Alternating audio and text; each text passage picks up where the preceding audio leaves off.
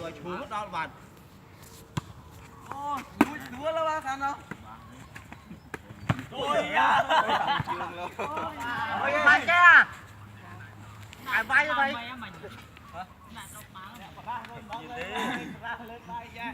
cam kết ngay trong kênh đã đẹp thật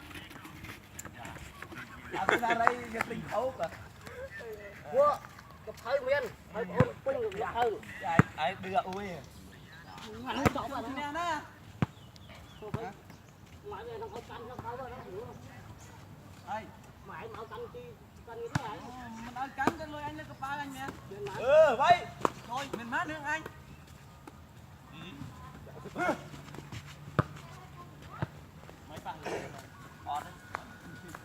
mấy phần ăn trâu thế mấy à Mùi pram.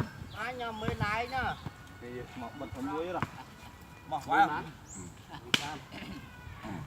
anh đi clean là ơi Lúc đây mình ơi. ngọt trời các bạn quay quay đạp đi ra nó coi rồi Một mùi luôn nè. anh cúp thằng mày muối ơi ăn đâu thiết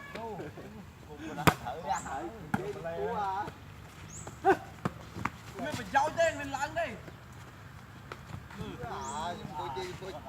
chẳng hay ơi gài quay mà đâu anh ơi viên đấy anh lên mà ăn mà đong mấy con mắt chết biết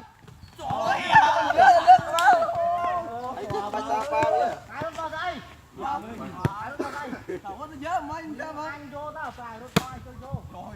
Ơi. Lẹ. Wow, tự nhiên trả bại. Mình ra không? muối Ai vậy đó? coi cho nó to nó làm nó tầm đứng là mấy Chặt. cái đó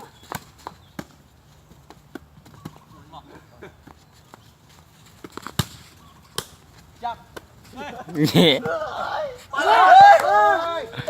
Mưa ra cưới. ai nha ai lên chúa là một ai nhỉ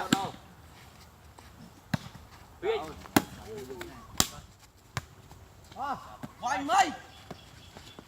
tôi phèn nó đâu đây phèn lên tên nắng à Lời đây mua điếc. Vào mau ơi. Trời ơi. anh làm à Dắt. Ôi mày cái gì? của ba tới biết là Xì bàn. ba muối Con ly đó. muối muối vậy không bây giờ Muối.